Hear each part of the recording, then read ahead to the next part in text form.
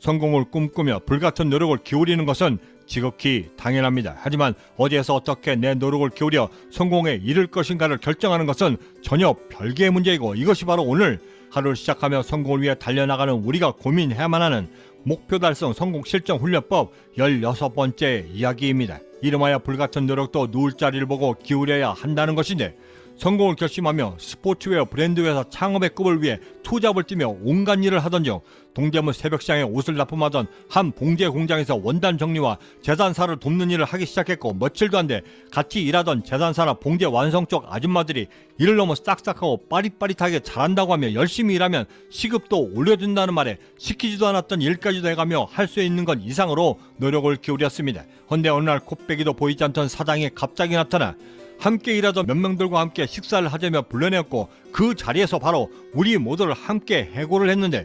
노동청에 몰려가 고발을 하니 월급을 주지 않기 위해 매번 6개월마다 그렇게 사람을 자르는 아주 상습적인 사람이라고 했고, 거의 1년이 지나 겨우 월급을 받아들고 깨닫게 된 것은 노력도 기울일 가치가 있는 곳에서 부려야 그 빛이 난다는 것이었습니다. 그러면서 든 생각은 다른 사람 밑에서 월급 생활을 할 때 나의 마음 자세가 어떠해야 하는지 그 생각을 다시 한번 하게 되었고, 그렇게 어느 정도 정리가 되어갈 때쯤 우연히 듣게 된 한 해외 토픽에서 어느 한 유명 젊은 팝 가수가 자신이 사랑하는 애완견에게 선물을 한다며 목줄에 실제 다이아몬드를 모두 박아 선물을 했고, 그 목줄을 바라보던 저는 그것이 설사 다이아몬드라 할지라도 어쨌든 행동이 제한되고 자유가 박탈된 목줄일 뿐인데, 그것을 목에 맨 당사자인 걔는 과연 그것을 좋아할까라는 의문이 들던 동시에, 월급을 더 많이 준다라고 해서 직장을 옮겼지만 여전히 저에게도 보이지 않는 그 목줄이 씌워져 있는 것은 아닌지 저의 처지를 다시 한번 돌아보게 되었습니다. 우리는 반드시 어느 순간이 되면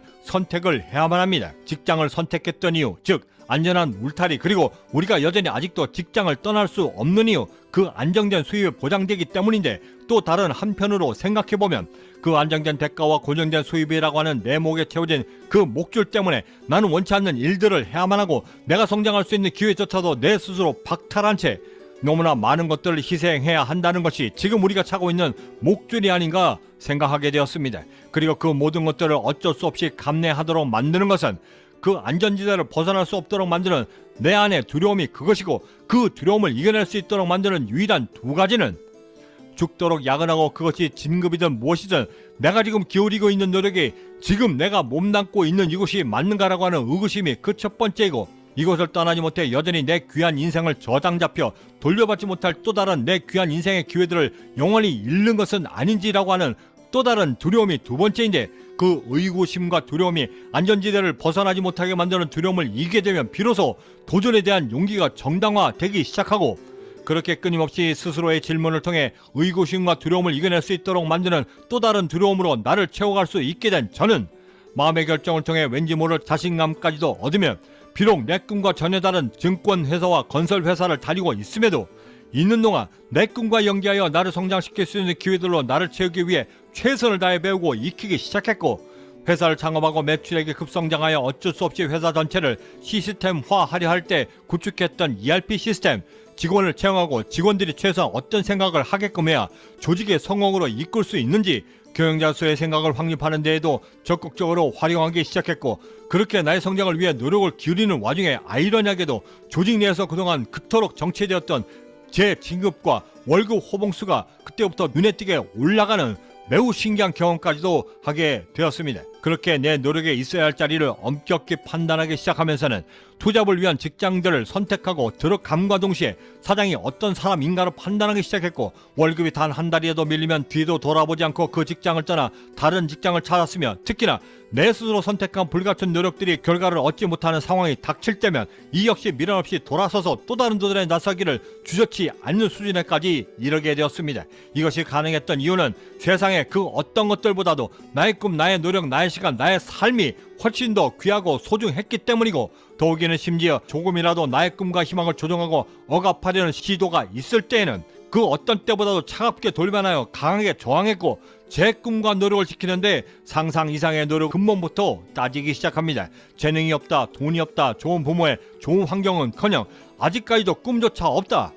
저의 20년의 경제학자의 여정은 이런 생각들이야말로 스스로 성공하기 싫다라고 하는 것을 스스로 인정해야 되는 매우 나약한 생각이라 했고, 이를 이겨내는 가장 좋은 방법이 바로 환경과 나의 근본을 바라보는 대신 꿈을 꿀 수 있는 가슴과 그 가슴 속에서 쏟아낼 수 있는 노력이 있다는 것에 먼저 집중하는 것이라 했고, 그렇게 집중하다 보면 스스로에게 자연스럽게 질문이 하나 둘씩 생기면서 그래, 지금 내가 처한 상황들은 분명 이런데 그렇다면 그 다음엔 뭐가 필요한 걸까? 내 꿈을 이루기 위해서는 지금 당장 뭐가 더 필요한 거지? 라고 하는 질문들을 거듭하게 되고, 이런 질문들이 거듭되게 되면 그 질문들을 스스로 성숙해져 나중에는 보다 더 성숙된 마음으로 이미 성공한 사람들을 통해 질문을 스스로 던지게 되면서 이미 성공한 사람들은 도대체 어떻게 했길래 이런 상황들을 극복하고 성공할 수 있었을까? 나보다도 더한 상황임에도 상황에 짓눌리지 않고 도대체 어떤 마음을 먹었길래 이 모든 것들을 이겨내고 극복하여 결국엔 성공에 이르렀을까? 지금의 나와 뭐가 달라서 그들은 지금 나를 이겨내고 결국 성공할 수 있었을까?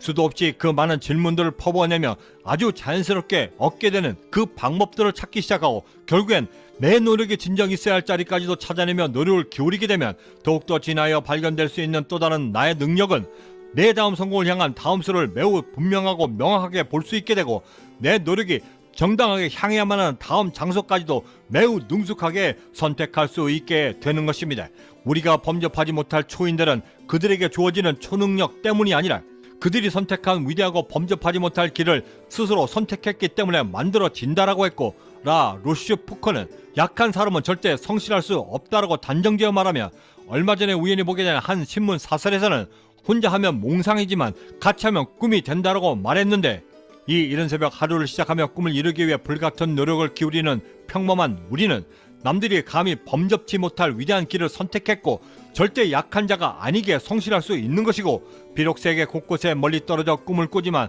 그 꿈이 절대 허상이 되지 못하는 이유는 그 꿈을 각자가 아닌 우리 모두가 함께 꾸기 때문인 것입니다. 내일 이 시간에는 공짜 점심에 빠지지 않고 성공에 이르는 세 번째 방법, 세상엔 절대 혹시나는 없다라는 주제로 성공 목표를 위한 성공 실전 훈련법 17번째 시간을 함께 하겠습니다. 16년간 세계 랭킹 1위를 지켰던 프로 바둑기사 이창호 구단은 그 누구에도 자신이 천재라고 말하지 않았고, 그럼에도 불구하고 혹여나 자신을 일컬어 천재라 일컫는 사람들에게 이렇게 이야기했습니다.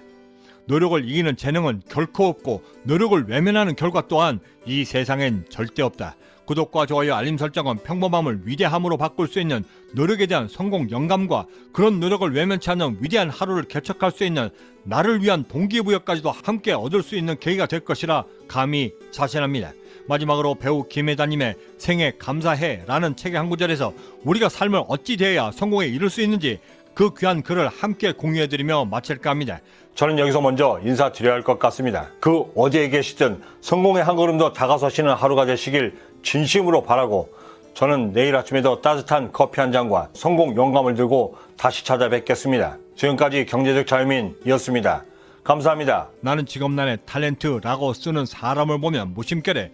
저희는 저걸 직업이라고 생각하는구나 라고 생각하며 놀랍니다. 아주 어렸을 적부터 연기를 해와서 그런지 저는 연기가 직업이라고 여겨지질 않습니다. 단 한 번도 그렇게 생각해 본 적도 없죠. 직업이라고 하면 왠지 자존심이 상합니다. 연기는 바로 나이고 내가 지금 살아 숨쉬게 해주는 것이 호흡이듯 연기는 바로 저한테 그런 것이기 때문입니다.